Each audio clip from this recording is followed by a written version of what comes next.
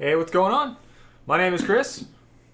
And my name is Ian, and you guys are here watching One Up Podcast. It's a big week for gaming this week. Chris, how are you doing? Dude, I'm actually doing great. At top of the world. How about you? Dude, living on cloud nine, can't complain. That's what's up. I know we talked about it a little bit earlier, so hitting the gym, feeling great. Yeah. Yeah. Like to get right into it, we have an action-packed show today. So let's get right into it. We got some games coming out this week. It is a big week for the Nintendo Switch. Not so much for anyone else, but that doesn't bother me at all because everyone knows I'm a pretty big Switch guy. Yeah, that's fine. The rest of us, we need a break between big games so we can, finish what we still need to play. Yeah, and the Switch is playing catch up right now. This game's actually been out for the PC for some time. The first game I want to talk about that's getting released, and it's finally getting ported to the PS4, the Xbox One, and the Switch. If I gotta ask you a question though, what do you think the best Mega Man game of all time is? Ooh. X1. Yeah, X1. Yeah. So that's a lot of people say Mega Man 2, which is a great game, fantastic game. Yeah, no dispute. Yeah, great game. But Mega Man X is amazing, and this game that's coming out for the Switch and the PS4 and the Xbox One is what Capcom should have released. It's a game called 20X. It is a Mega Man clone, Sure. but it is a roguelite. And all of the levels are procedurally generated. The PC version, I think, has been out since 2014. It's gotten absolutely fantastic reviews. It boasts 2-player online co-op multiplayer, which is, I think, you never see that in a Mega Man game.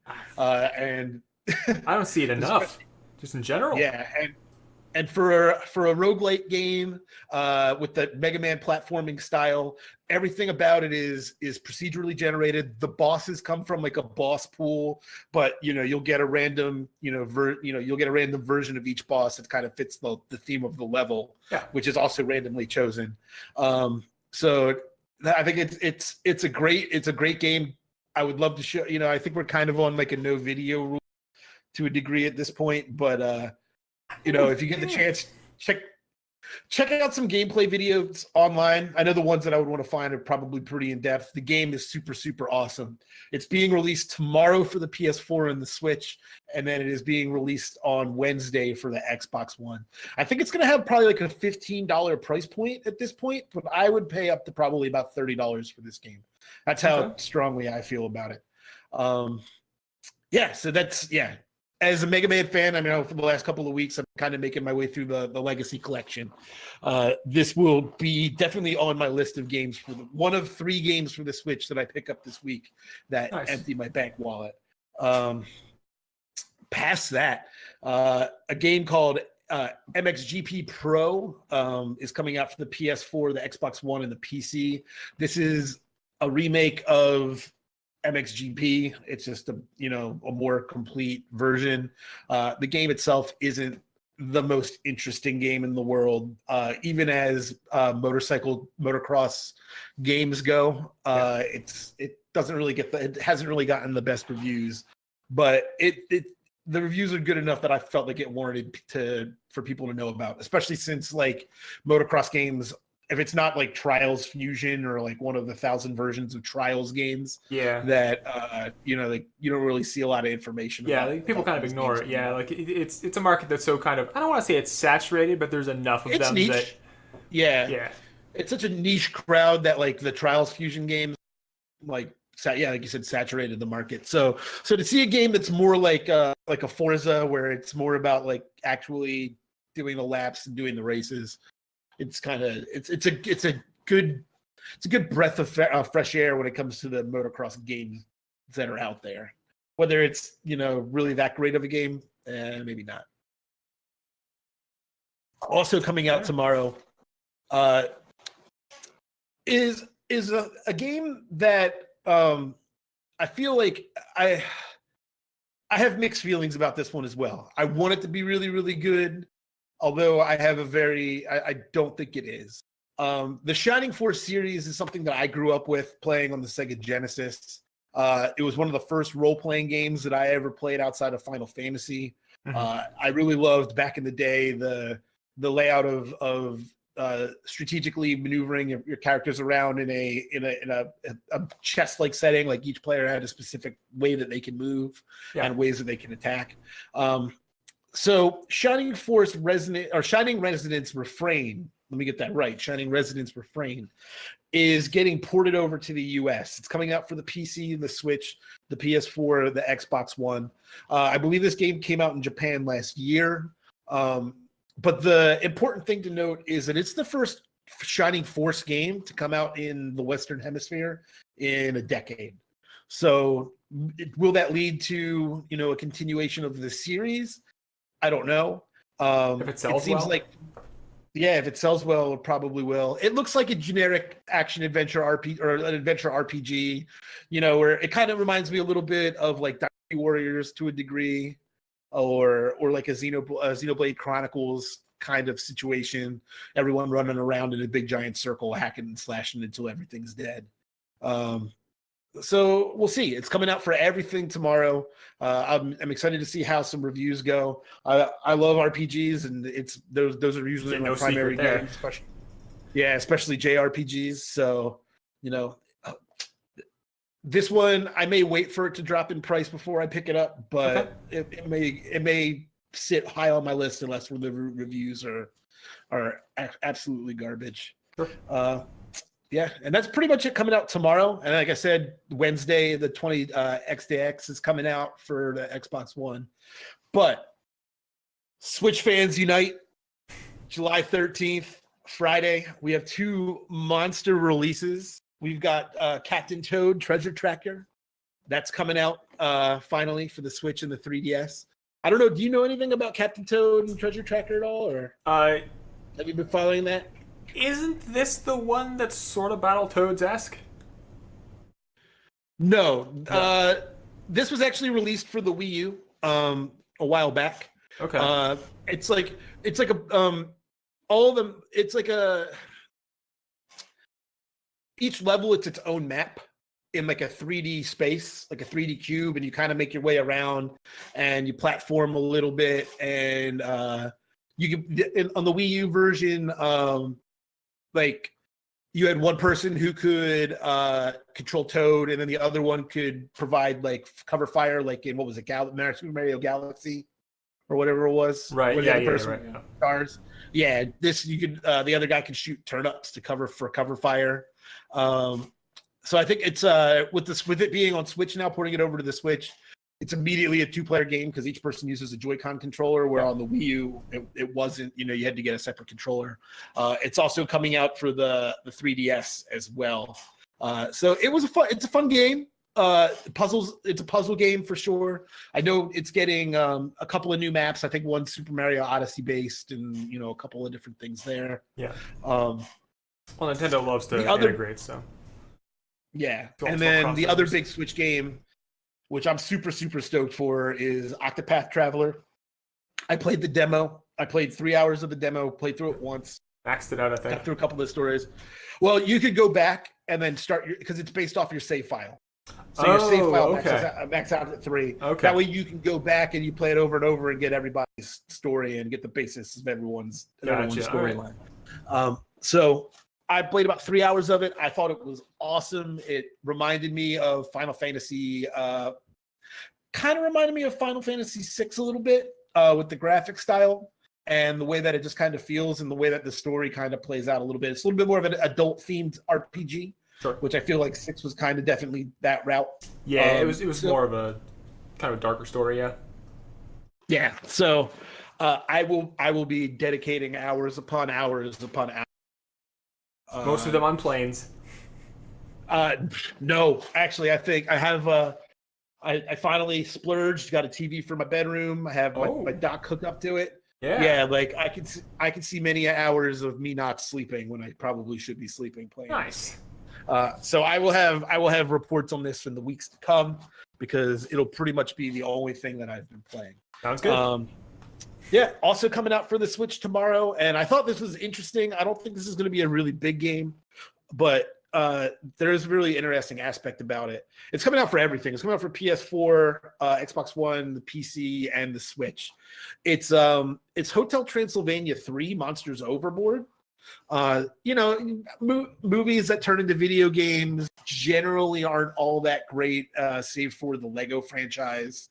I think. Well, I guess the Lego franchise had a movie made after the games came out. You're looking for movies that became games that were great? Yeah. Yeah, well, do you have any that Yeah, you know yeah, of? sure. I have a few. Yeah, I could point you at several Indiana Jones games that were excellent. Again, no, I mean not just the ones I speedran, but like if you played Emperor's Tomb, that one was great. Or if you played, actually, the click and point adventures were really good. Yeah, I was just gonna say the LucasArts ones. Yeah, there was one that was Last Crusade, and then there's another one that was like Fate of Temple Atlantis. Fate of Atlantis. Yeah. I mean, there have been some good ones there. There have been some great Jurassic Park games that came out. Most of them were for the arcade, but Operation Genesis I would like to highlight as being great. Yeah, I know you're a big fan of that one. I am, yeah. Well, for good reason. It was a great game. What other movies became games that were really good? You can ask me in a few minutes. I'll have a couple more. Yeah, it's some not of unheard the of. original Star Wars games weren't that bad either. Oh my God! Yeah, no, Star Wars games I could go off on great ones. I mean, the entire Dark Forces series, going through Jedi Knight and Academy and everything else. Excellent games. Yeah. So the interesting thing the thing that I consider really interesting about this is that the game is releasing the same day as the movie. The movie isn't out yet, and it actually takes place. The game takes place directly as like when the movie ends. Okay. So it's a continuation of the movie, which I think is you never see that really in video games. I mean, there's a handful of times where they play but it's usually always after the fact. Like the Star Wars games, they always like made the games to fill the roles, but obviously the games were out in the 70s. The movies were out in the 70s, so it's after the fact there. But to have a movie and a game released at the same time, where it's a continual story, where like if you watch the movie and you like it and you want to get the full fix, then boom, continue on with the game. I think that's super interesting. Well, and I think it's going to do really good for sales. It's not unheard of. What was it? The Matrix, the game, I think, was a continuation of the Matrix story. Yeah, but even that came out like a couple years later. Yeah. Yeah. So I mean, like, and like it's relevant in the fact that like the Matrix game, the movie came out and then they had all that content that they could and universe that they could build off of. Obviously the studio and the game company had to have been in complete talks. I think this game was announced in January and it's coming out now. So it's a quick build, which is why I don't think it's going to be that great. But in the same time, like they've now had access to pretty much the movie since like rough cuts of the movie. Yeah. Which I can't think of. And I think this leads into something that we'll end up talking about a little bit later on. And I probably should have waited for to finish with this last. But I think it's really interesting that this may be a good branch on how the film industry and the video game industry can work together in creating future content that's just as entertaining, because we're seeing a big shift now with and I'll get into this in a little bit. Games that are now becoming television series and films instead of the other way around. So, and I don't know if that's the film industry desperately trying to grab on success of the game industry, but if there's money to be made, they're gonna go. Yeah, for sure. Anyway, yes. Slash NRANT. Let me move on to the final game that is getting released this week, also on Friday. For fans of people who like the game Left 4 Dead and Left 4 Dead 2, fear not. The new copy game is coming out. Earthfall is being released. It's coming out for PS4, Xbox One, PC. I watched some gameplay, like about 5 minutes of gameplay. Oh, okay. Because it was the only thing that I could find. It's straight up Left 4 Dead.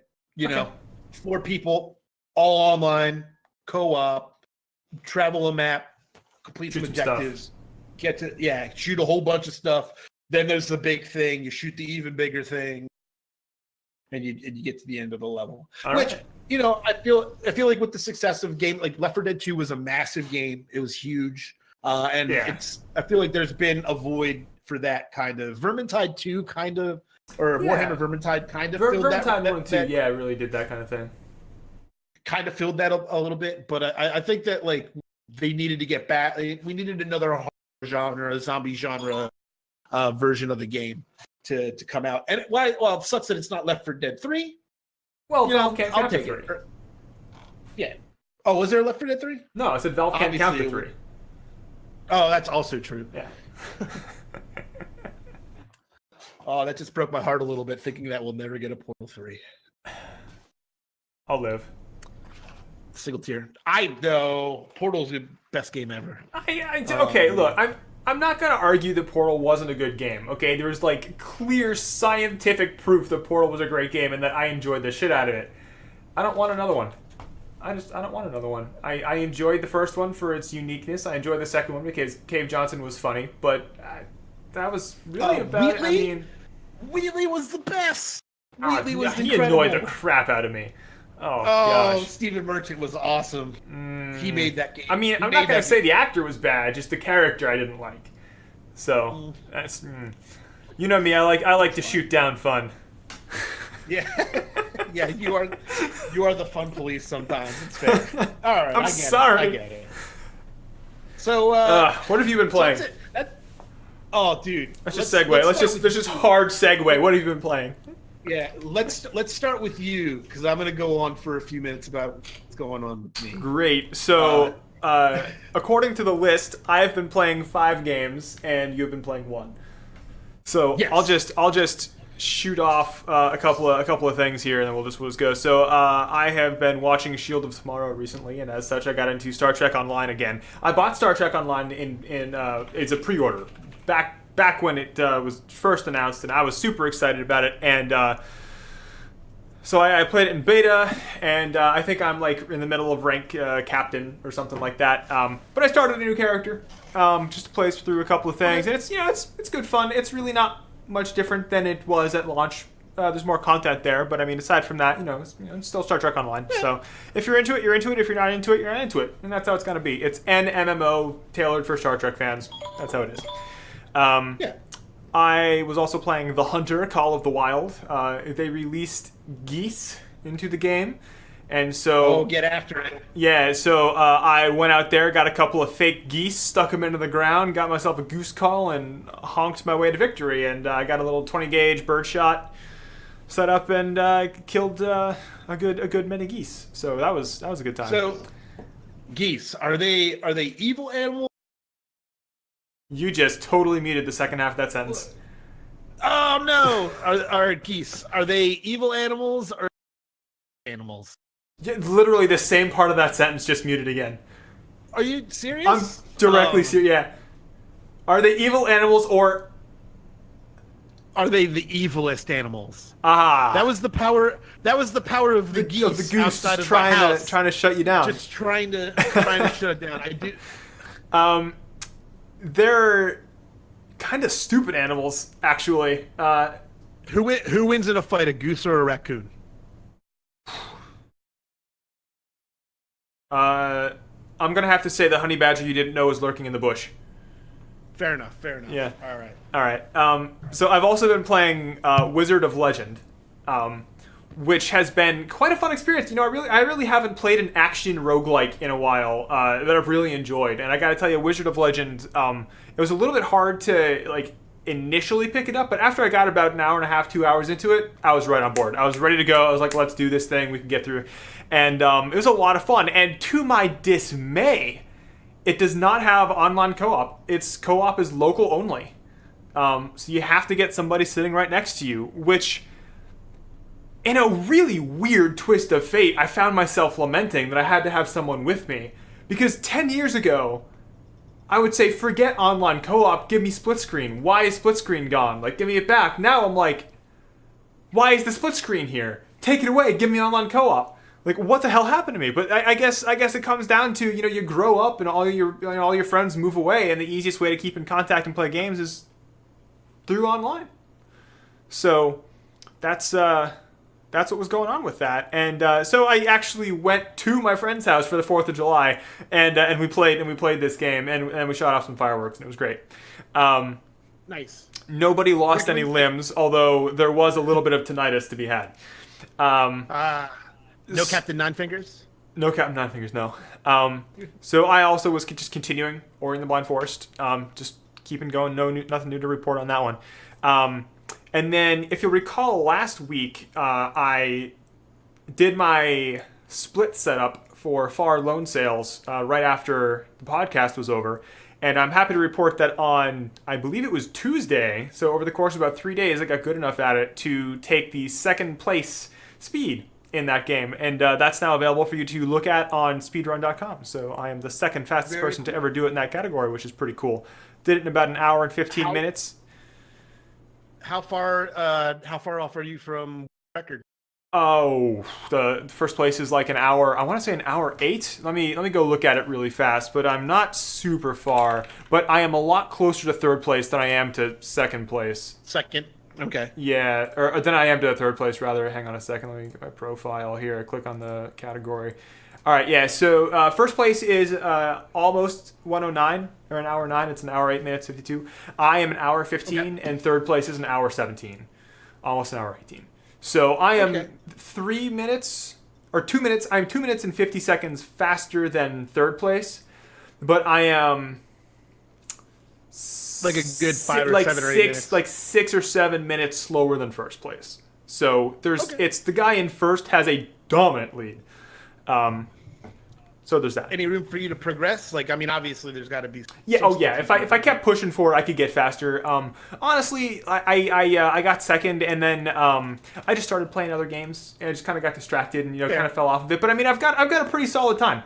I'm not worried about it. It's a good time. So if I ever feel the need to pick it up again and push that time forward, I feel like I could do that. But until then, I'm happy with 115. I'm okay with that. Very cool. Very cool. I am back on the Link to the Past randomizer kick. / prepares for a rant. Yeah, like hotcakes. The 2018 Link to the Past randomizer tournament is going Speed Gaming channel. Shout out to twitch.tv/speedgaming and their YouTube channel. It has been awesome. There were over 500 people to start. They're now down to the top 32.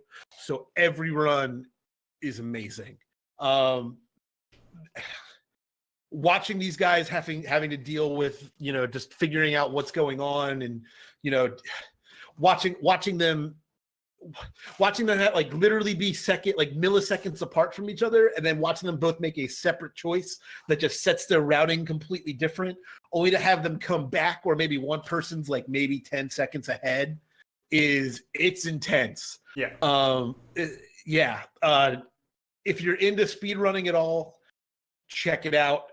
It's the most optimal run. And so I know I've mentioned it in the past, but if anybody watches this that it's new to the channel, Link to the Past randomizer is it's literally the Japanese version of Legend of Zelda Link to the Past, but all of the items have been relocated randomly, and the copies of the ROMs are generated at random. So every time that you play a different ROM, the locations are different. There's some logic things in place to make sure that certain things, you never get soft locked out of the game, by needing a certain item to complete a dungeon, but then the items at the end of that dungeon, like they've patched that out. They make sure that that's no longer a thing. And ever since that, man, these games have been an absolute pleasure to watch. Some of the tricks that these guys do, false flippers, like swimming in the water without needing the flippers, using the boots to literally just go over gaps, like just skip right over gaps. It's absolutely crazy. People memorizing the dark rooms, just making their way through the dark rooms, which is crazy to me because the room moves while you move. So if you're off just a little bit, like that'll set you off. These guys are absolute pros, and I'm hoping that one day I can get my times down to where they're at. But yeah, you said some of the tops are like 140s or so. But what's your average time look like?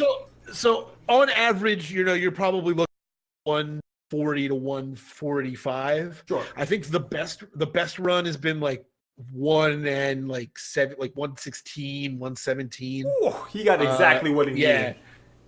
Yeah. Oh no, that's when the seed, everything works out in your favor. Yeah, that's when I've seen some runs go just over 2 hours too. I'm kind of sitting at that 2.5 hour mark.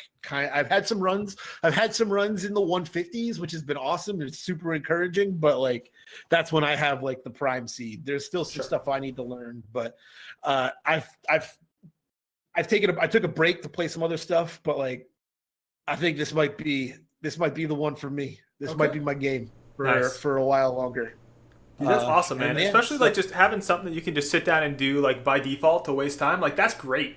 Especially if it's something that you do to challenge yourself, because it keeps your brain working a little bit. It keeps your fingers moving. It keeps, gives you something to do. And if you can really just kind of get into the same thing, it really kind of eliminates the problem of having to spend money to do new things.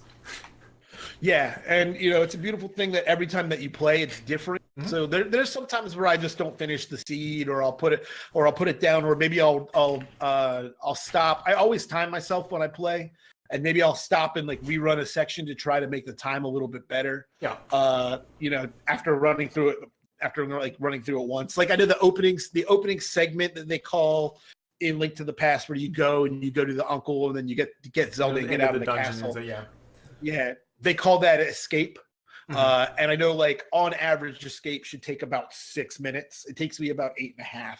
Okay. If I get the mirror, it'll take me about 7.5 minutes to do it. So I'm not on the same level as everyone else yet. I'm still like, my inputs are bad and all that stuff. So, but anyway, I could talk about this. I could talk about this for hours. The tournament's going on. Check it out. It's crazy.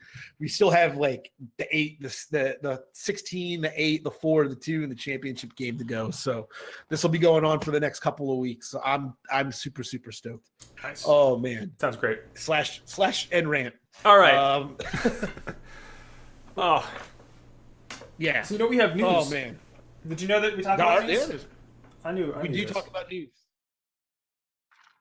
Well, I guess we just hop right into this one. As of I don't exactly know when the date cutoff for this was, but as of this year, gaming is now the most popular and lucrative form of entertainment on the planet, according to Reuters. Very cool. According to Reuters. So I have some statistics that I will just list off to you, but feel free to be very impressed. So gaming grew by 10.7% last year to a profit of $116 billion. TV and movie... That's a lot of money. It is, yeah. TV and movie streaming services fell by 8% down to $105 billion. So that puts gaming about $11 billion ahead of TV and streaming. Yeah. And then these are significantly smaller numbers, but just to put it in perspective for you, digital music and streaming services made $17 billion, and movie and box office sales made $41 billion. So that puts gaming at almost 3 times the worth of the movie industry, which I thought was an interesting way to look at that comparison. I was like, holy shit. Which really takes us back to what you were saying before about how it's kind of switched from where you used to have games that were made based on a movie. Now we're having movies made based on a game. I mean, the new Tomb Raider movie that's coming out, based on the new Tomb Raider games. I mean, this is not a weird thing anymore. I mean, just think about it, like the Angry Birds movie, right? This is not... Like, it's an odd thing beginning to happen, right? And we all looked at it like, what the heck is this? It's so weird. But looking at it in terms of the financial situation... Yeah, I mean, people are going to want to make money, and I mean, if the movie industry has to do it by hanging on to the coattails of the gaming industry, then so be it. It's just a changing world. Now, I think there's a couple of things that kind of get into this a little bit. One, let's just be honest with everybody and say the gaming industry as a whole has skyrocketed in the last 10 years. In the sense of, in the sense of platforms that people can play games on. Oh, most assuredly. You know, Yeah, I have no doubt that a self great deal of this is from microtransactions on cell phones. yeah, cell phone games, Farmville for Facebook games, Mhm. like all that. Definitely a lot of it's the micro stuff, and I don't want that to.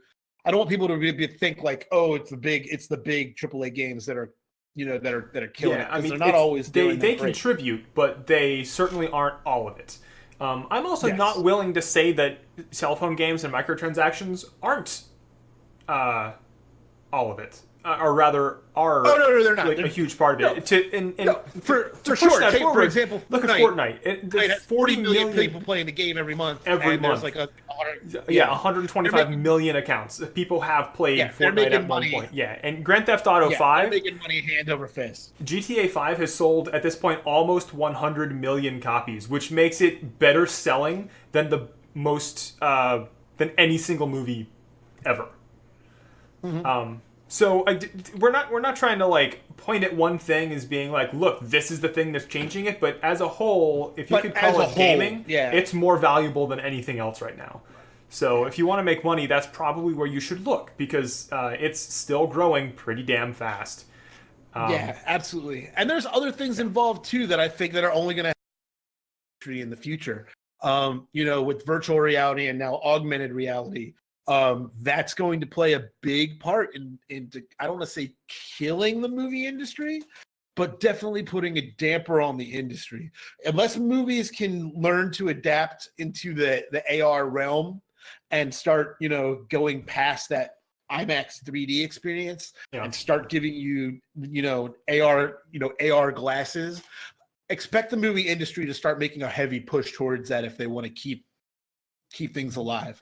Yeah, like any industry, something new and shiny came along, and the other things that can't keep up are gonna either adapt or die. So I expect that the big industries that we've seen around for a long time now will adapt rather than die. They wouldn't have survived as long as they did if they couldn't do that. And I don't remember who said it, but somebody fairly prominent in the technology world had said that it usually takes about 3 generations of something for it to really start to pick up and take off. Mm-hmm. And I know we're getting there. We're getting there now with like the HTC Vive and the Oculus Rift. They're now in their second to third generation. I'd say that second. Area. Yeah, they're still just in terms of being available. Because I mean, getting in there. The Vive Pro has been. I don't know if it's available, but it's announced at least. Yeah, but I would say things like, you know, the Samsung Gear VR is kind of like third generation where it's getting more accessible into people's hands. Mm-hmm. And it's, you know, you're not paying $1,000 for an Oculus Rift anymore. If you really want to check it out, it's like $120 on your cell phone. Google Cardboard, you know, brilliant idea. Brilliant idea. So it's gonna be interesting. That people want interactive experience, and gaming currently gives it to you. You're interacting with the environment, and you're helping control the outcome of the environment. Which is why I think online gaming has been such a big thing. Why the battle royale games are so important is that it takes there are people that will play the game for the story, but there are solely people that'll play games to want to affect the outcome. Yeah. And that'll be the single most important thing for the entertainment industry to pick up on, in my opinion. And I'm not an expert, but right. And I have an interesting thought on that. I think that so I'm going to use two recent games as a big example of where I think Hollywood will go. Both of them were by, oh my gosh, what's the name of the country? Quantic Dream, I believe. On the PS3, they released a game called Heavy Rain. And on the PS4, they just released Detroit Beyond Human.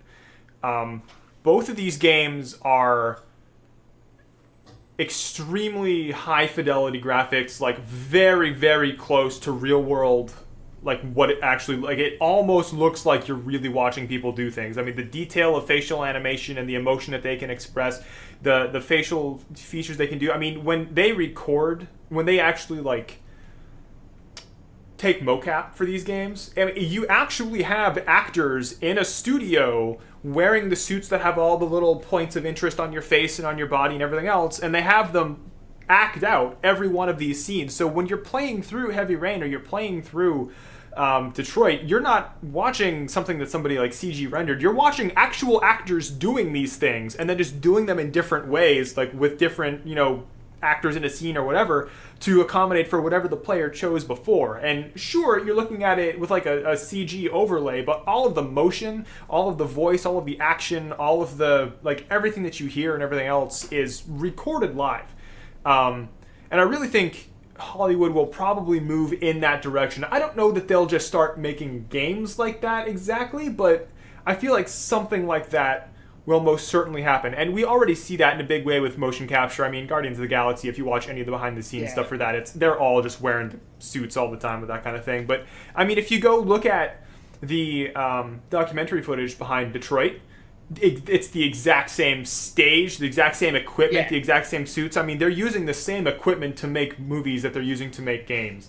So I really think Hollywood's going to move in that direction if they want to adapt proper. I don't know exactly what it might look like, but I think it's a really good example of what this could be, which is really cool. I mean, look at Naughty Dog. I mean, they've been doing it for they absolutely have. They were pioneers in getting like in terms of like recording what you really sounded like when you hopped over a log. Like you could get realistic what you sounded like doing something like that because they recorded them doing it in the suits and doing all that motion capture and stuff. Yeah, so, and doing all that stuff. And I know when they just did they released a test. They used like Ashley Johnson, who does the voice of Elle in The Last of Us. Right. They had released a video of her doing face, like the face, like as she moved, she had like the full mocap outfit on, the dots on the face, the whole 9 yards. Yeah. And they were showing the one for one, like when she would say something or she would smile or manipulate her face one way, then the Elle character would match that. Yeah. And I thought that was super, super interesting. I thought that was cool. I'll probably, I'll find that video and I'll put it up in the Discord. So anybody who wants to come join the Discord channel can see that content. I mean, there's a lot of really interesting technology behind motion capture. I mean, if you're into game development at all and you want to get some big money in the future, look into that. That's going to go places. So yeah, it already is places. Okay. Yeah. Now that we've talked about how gaming is huge and everyone's excited about games, can we talk about how I'm really excited about a game? You're not the only one really excited about this game. Can we talk about how we are excited about this game? And and the part that kills me is that I have a PlayStation 4 and I have not touched this game at all because I've been solely waiting for the PC release. Monster Hunter World PC the release date's been announced. August 9th, 2018. So it really not far. No, it's a month from today. Yeah. That is 30 days from now. Get fucking hype, y'all. Something that really hit me about this, though, is take the hype down a second here. Kill the fun. I was thinking about this, and I realized, I was like, wait a minute, isn't there a Monster Hunter game coming out on Switch? Like, on console? Like very soon? And I was like, yeah, Monster Hunter Generations Ultimate, which is Monster Hunter Double Cross in Japan, is coming out for the Switch on the 28th. So they're releasing this before they release it on the Switch. The other one, and I'm like, are they trying to kill that sale, or do they really firmly believe that these are different markets? And I firmly believe they're pretty different markets. Most people who play games actively on Switch don't play games actively on PC, and there's crossover. Like Ian and I are both crossover on this, but we're gamers. Yeah, let's just make that a thing. I mean, I'll be honest. Like I only play this. Only play. Well, I don't say only, but just totally cut out. I only touch the Switch and the PC. I don't play any other console games because I use the Switch as a travel console, which works out great for me. And then now I can have it set up at home and then play at home all the time. Yeah. But primarily I'm a PC gamer. I am super stoked for Monster Hunter World PC. I'm also super stoked for Monster Hunter Generations Ultimate. I think they're two completely different games. I think they're both going to do something. They're both going to bring something to the table that the other one doesn't. Ultimately, the thing that Generations Ultimate is going to bring the campfire song, and Monster Hunter World is going to bring a modified version of the campfire song. No, but if you're interested in actually playing Generations right now, you can play it on 3DS. Just saying. That's literally what's in my 3DS right now is Generations. So this is a game that's already out in Japan. This is the American version of it coming out on the Switch. Yeah, on the Switch. But Monster Hunter World is the one that was only released on Xbox One and PlayStation 4, and that's coming to PC on August 9th. So I am beyond excited for that. Now, there are a couple of drawbacks because I know they were trying to push this to get out quick. I feel like they're not putting the time necessary really to make sure that this port Are you to sure? the PC because is all of the press optimal. releases they've released have said we didn't have a release date, we didn't say a time because we wanted to make sure we got it right. Like the fact that they're saying, hey, this is coming out in a month, like there's a 1 month time span between announcement and release, tells me that like if they really wanted to, they could have just set a release date and had the developers target it and get it out. Like you could do that. Here's what leads me to believe. Sure. When the game comes out, the graphic quality is going to be equal to the console. I think the ultimate draw of playing it on PC over the console is the fact that you have the PC is a better gaming setup graphically. Okay. I think that is a very important thing, and I know they have talked about releasing a free high-res texture pack sometime shortly soon after the game is released, but they haven't put a date on that either. So I feel like there was a rush to get this out to the public before, even then they said, I mean, you could say, oh, we're going to wait until it's perfect. We're going to wait till it's perfect. When the game starts to lose steam, you have to, and you still haven't ported it out. Like the pressure is on the studio to get that out while the iron is still hot. And I feel like the iron is still hot and the game is still pretty popular with the Monster Hunter fans because it's still pretty fresh in everyone's mind. I mean, look at the Final Fantasy VII remake that everyone's been talking about for the last 8. Like that game will never come out, and whenever if it does, when it comes out, no one's going to be hyped for it because it's taken forever for it to come out. So you still have to get the game out, in a quick amount of time. There's no mod support for the game at all. Sure. which is a bummer because that's a okay. huge thing Before we start going off on mod support, I want to go back and talk about the previous point you made too, that the main drawback PC is graphics. But I do want to address the mod support thing. I feel like people look at mod support as this main draw to play things on PC, and for certain games, that's certainly true. For anything released by Bethesda specifically. But outside of Bethesda, there isn't really much mod support. If you go look at Nexus mods, their top games are like Bethesda, CD Projekt, and then a whole bunch of stuff that you probably wouldn't think even had modding. right. Because somebody like shivved it in there, right? It's not what I don't think it's as big as people think it is. It's certainly I'm not calling it nothing. I'm not even calling it a little. It's big, but it's as a main draw to own a computer over a console. I don't think it wins that fight. I think it does just because of what the concept of the game is. It's Monster Hunter. Like you can create it with mod support. You can create any monster you want and put it in the game. You want to hunt the Skyrim dragon with the Macho Man head? Somebody will mod that in there. With the audio packs. You wanna hunt down other classic characters from other games. I feel like if there was a good mod, I feel like Monster Hunter could have an excellent mod community because the amount of content that you could add to this game is infinite. So I think what you're asking for is beyond the scope of what Monster Hunter actually does. So let me address a couple points that you made. The first point is modding new monsters into the game. Monster Hunter games have traditionally had a significant number of items, monsters, hunts, levels as DLC for free. I can't think of a Monster Hunter game that had paid DLC, but they all have tons of DLC. Like even on the Generations on the 3DS right here, there's tons of DLC. I will never get through it all. There is so much of it. And it was all free. And it's new monsters, new maps, new items, new all this stuff. The second thing I wanted to address with this is in terms of modding. When you look at what Monster Hunter is, it's a multiplayer game. It has a single player mode, but all of the difficult hunts, all of the best rewards, all of the best armor, that's all in the multiplayer section of the game.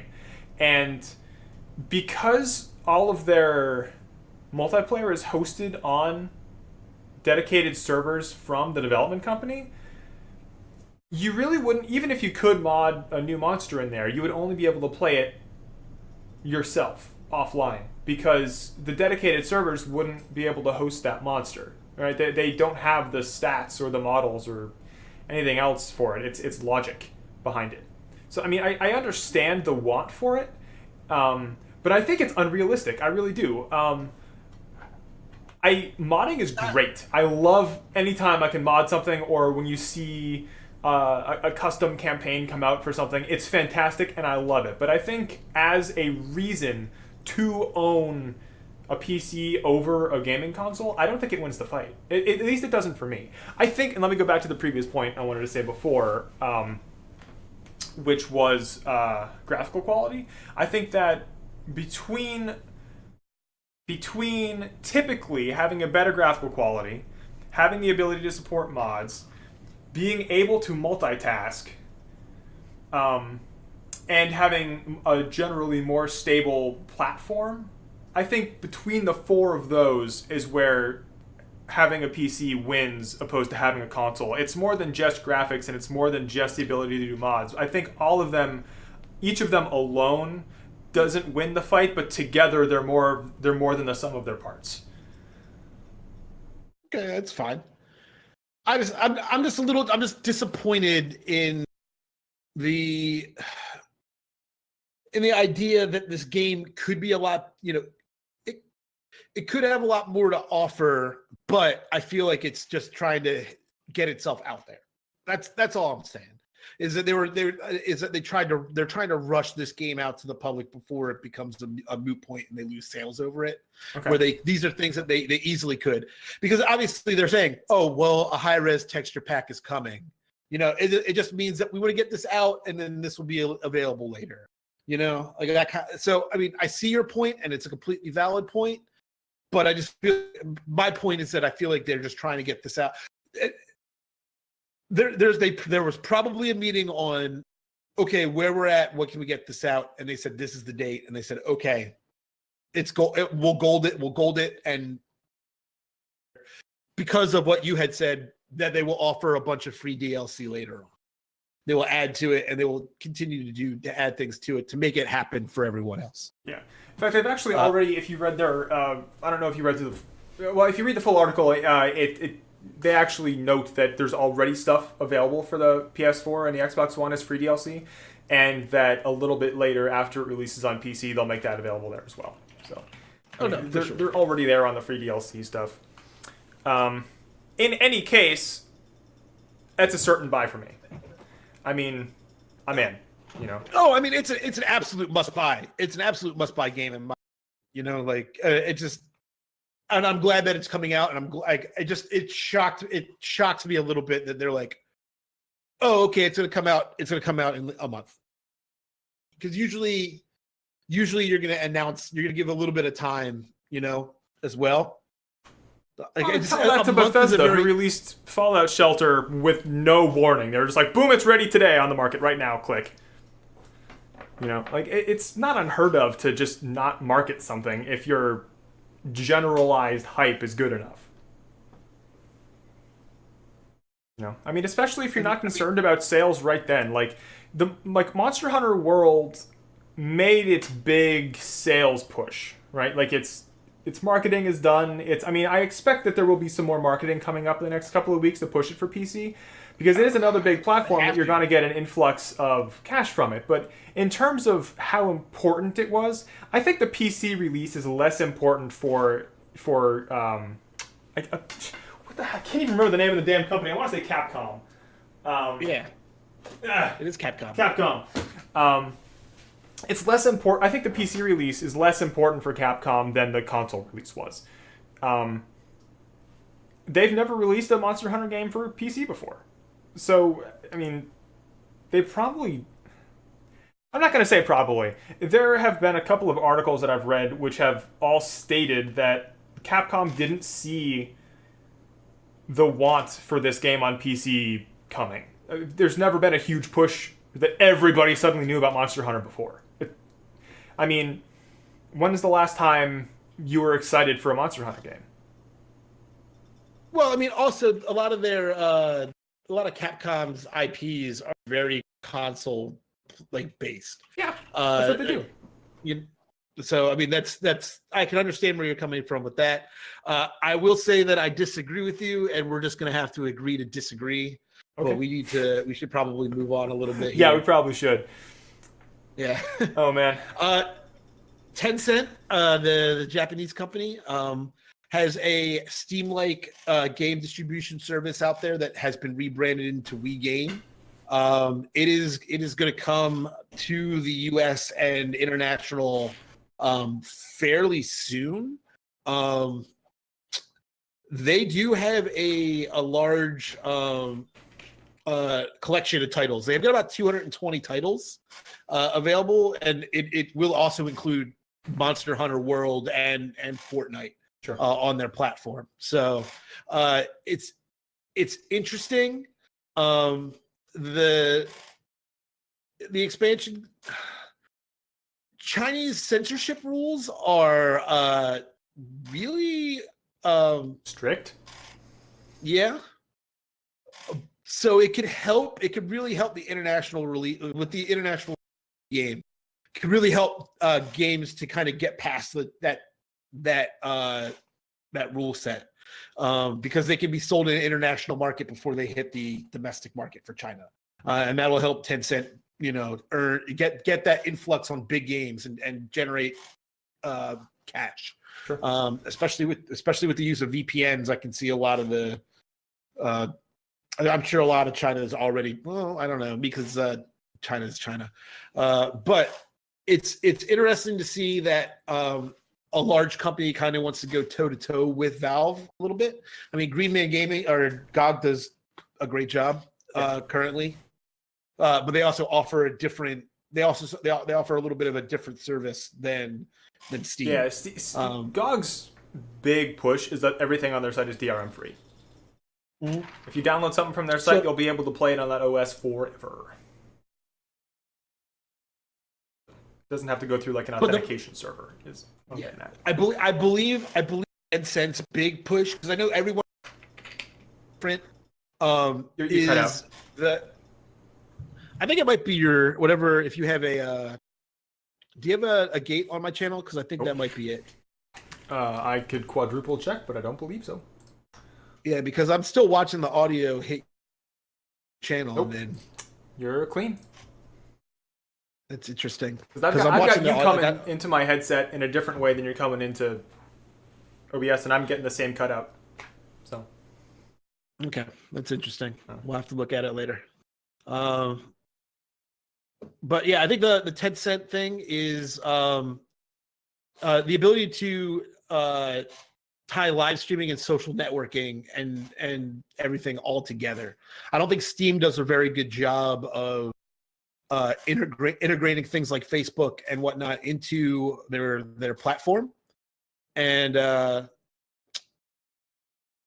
it's one of those deals where if WeGame can really knock that out of the park and make uploading to video clips to Facebook a lot easier than it is on Steam, it could make a solid push. Okay, fair enough.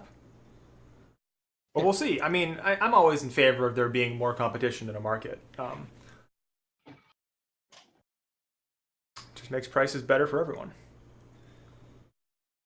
So, moving on. You've heard of a game called Dark Souls, right?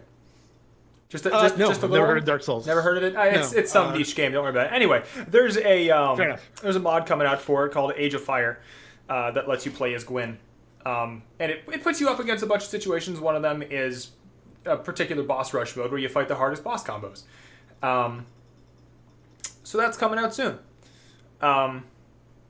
It will require the Prepare to Die edition, of Dark Souls, so it won't work on remastered. And if you're saying, Grid, I'd love to play it, then I go buy Prepare to Die Edition. Bad news. Prepare to Die Edition is no longer sold on Steam. So No, you must already have it. SOL there. Or if you could like find a disc version of it and use like an unused disc version of it and register that with Steam, that could work too. But finding one of those is going to be tough. So Yeah. but still, it should be good fun. Yeah.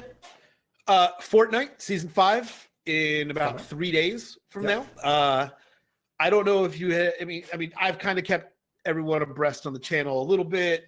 Big giant rocket went into the sky, made some giant cracks in the sky. Not sure what was going on. Over the last couple of days, here's your Fortnite lore fix for this week. Those fissures, those cracks have kind of been popping up all over the map. And they've been sucking things out of the map. They've been teleporting signs, from all over the place. That's just gone, completely gone. Until a little earlier this week, when a photographer, I forget their name off the top of my head, but not a gamer, posted a picture on Twitter showing the Herburger logo, the mascot, big giant burger head, big bulging eyes, just in the middle of the desert.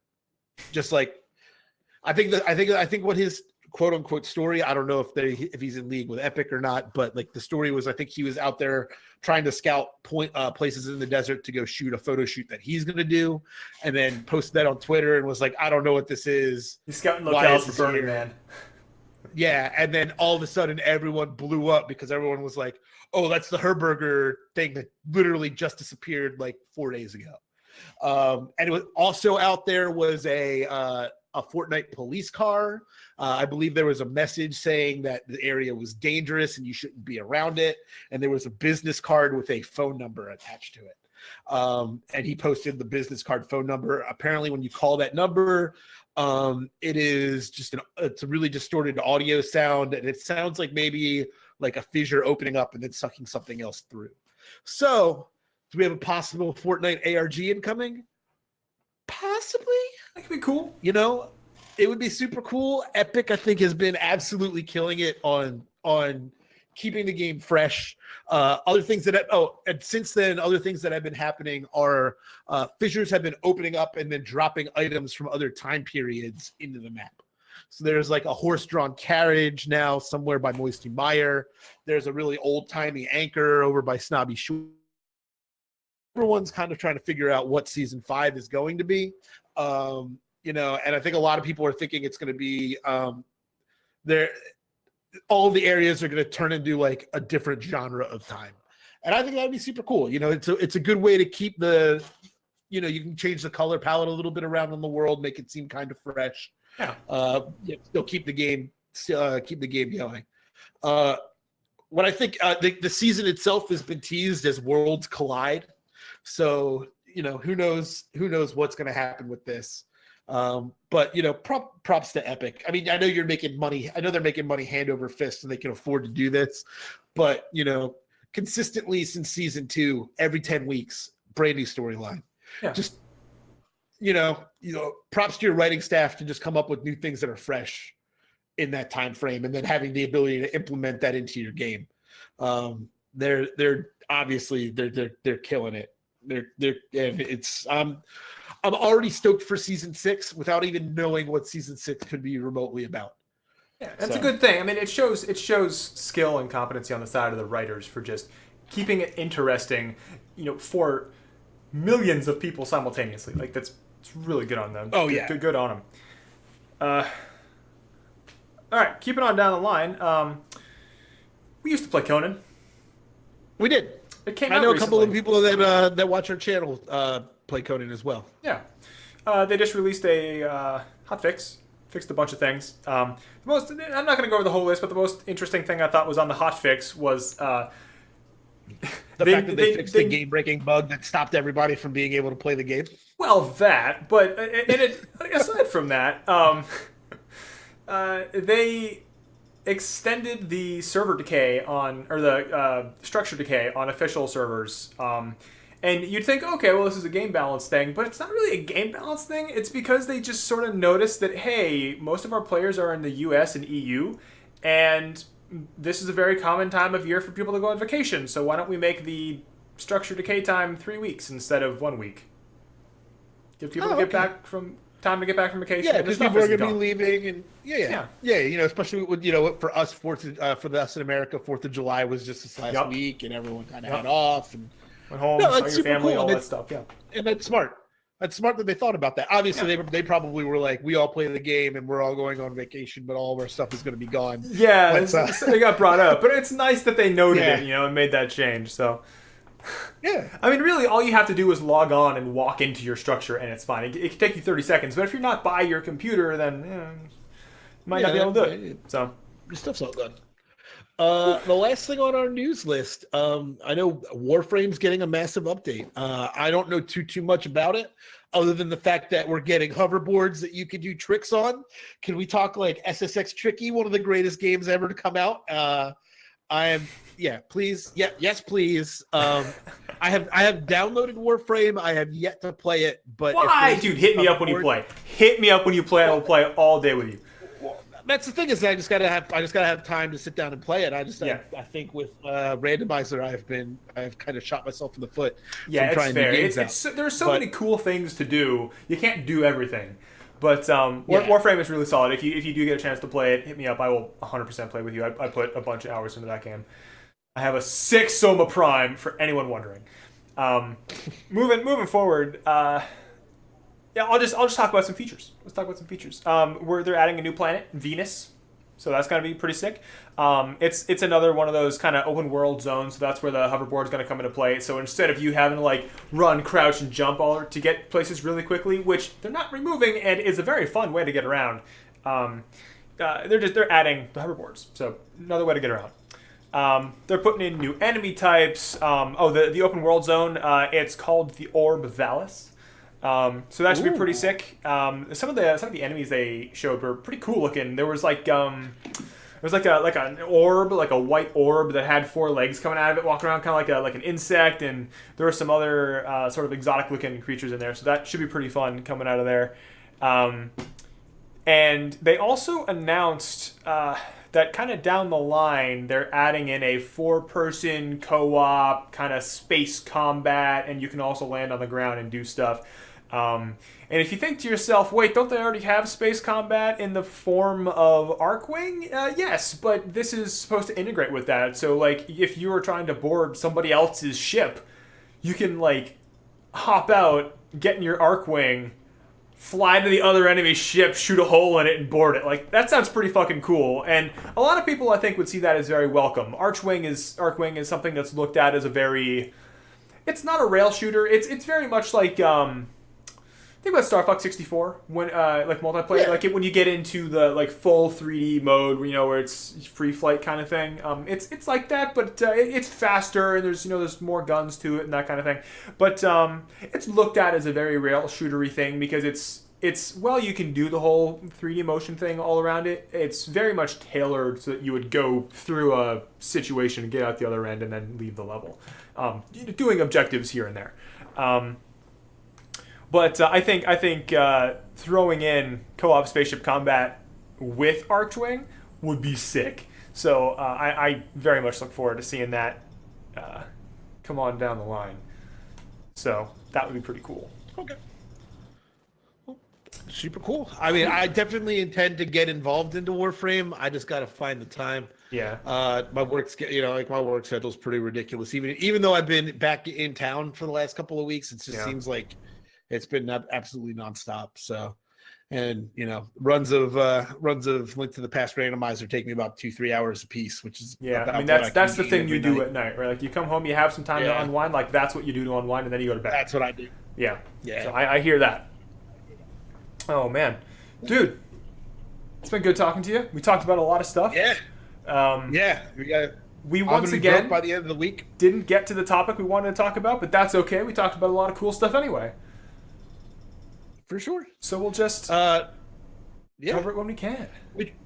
we'll get to it. Hopefully we'll get to it next week. It's a slower news week and we, don't have as much to talk about, but we want to thank everybody for coming out and hanging out today. You can follow this gentleman up here.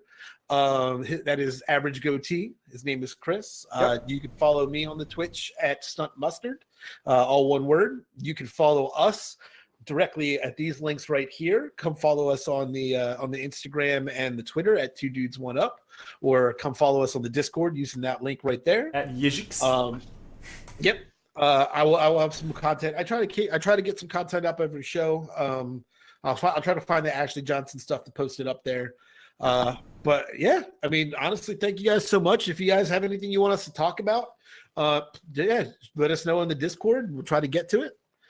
You got anything else you wanna bring up before we log off for the night? I will say this briefly. I have been doing work on the server. It's back up and running.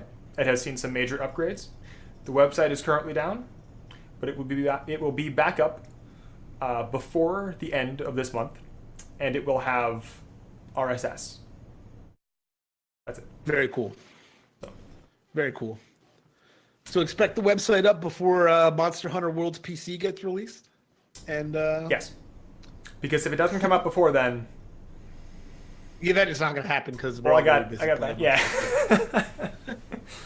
Oh man. All right. Well, that's it. Guys, have an excellent night, and we'll catch you on the flip thanks side. so much for coming by. Have a great week and happy gaming, everybody.